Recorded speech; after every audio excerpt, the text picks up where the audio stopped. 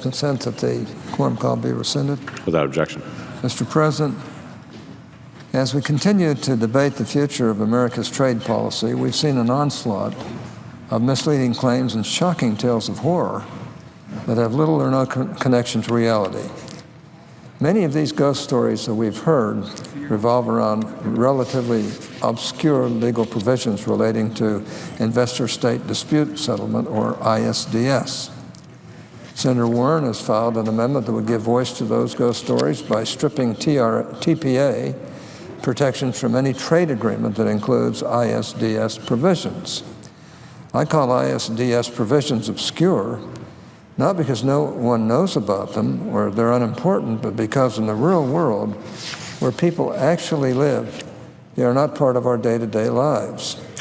It is only in the overly hyperbolic and borderline fictional world of political debate that ISDS provisions impact the lives of everyday people. Simply defined, ISDS permits companies to challenge unfair or discriminatory treatment by foreign governments in binding arbitration rather than in ordinary courts. The purpose is to encourage the free flow of capital by protecting investors from uncompensated expropriation and other abuses that may not be adequately rectified in regular domestic courts that in many cases tend to disfavor foreign companies. That's it. That's all it is. This has nothing to do with secret tribunals that undermine U.S. sovereignty or provisions giving corporations the power to rewrite U.S. laws and regulations. We're hearing a lot of these stories about ISDS these days because the Trans-Pacific Partnership, or TPP, which is currently under negotiation, includes such a provision. Of course, it would be a shock if it didn't. ISDS is a standard element of all U.S. trade agreements and international agreements in general.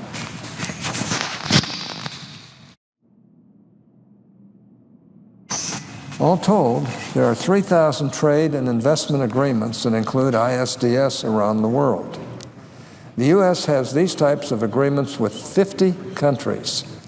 They've been around for more than 3 decades.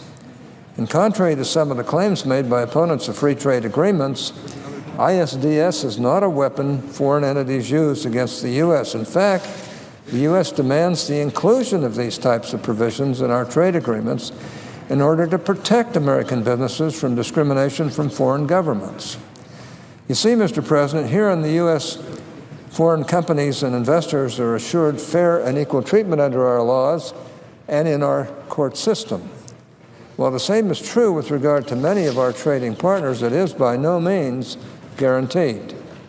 ISDS is one mechanism we have to ensure a fair process for our job creators that do business overseas. It's not widely used, but it provides an important backstop. Of course, those who use ISDS as a bludgeon against free trade agreements tend to use arguments that are short on actual verifiable facts. For example, we hear claims that ISDS allows corporations to overturn laws and regulations both here in the U.S. and abroad. The truth is that ISDS arbitrators have no power to overturn laws and regulations. The only recourse for a party that wins an ISDS arbitration happens to be financial compensation. Others have claimed that ISDS can be used to undermine our health care or welfare system or to undo our environmental protections. Once again, the facts tell a far different story. Most ISDS cases involve very narrow issues affecting individual investors, such as contract disputes, licensing, and permitting. There has never been a successful claim in ISDS that a non-discriminatory public health and welfare or environmental rule or legislation violated fairness or anti-discrimination requirements. We've also heard people say that ISDS provisions put U.S. taxpayers on the line for losses. In truth, the United States government has never lost an ISDS case.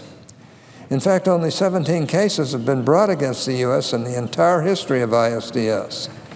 By contrast, 15,000 cases get filed against the U.S. government in claims court every year. In short, ISDS poses no threats to the American taxpayer. In the end, virtually all of the tall tales we hear about ISDS come in the form of ridiculous hypotheticals that have very little basis in reality.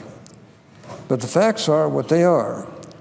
While it is only used sparingly, ISDS remains an important tool to protect U.S. investors and businesses. It is a fixture in international agreements. And if our negotiators did not demand its inclusion in our trade agreements, they would be doing our country a disservice. In March, the Washington Post editorial board, not really known for having an unabashedly pro-business bias, published an editorial outlining the shortcomings of the ISDS crusade. I ask unanimous consent that the editorial be included in the record at the conclusion of my remarks. Without objection. Once again, Mr. President, I'm all for a fair and open debate on trade policy. I'm glad we're on the floor having this discussion. I just hope we can stick to the facts and not spend our time debating unsubstantiated scare tactics. I urge my colleagues to let common sense prevail and to vote against the Orrin ISDS amendment. With that, I yield the floor.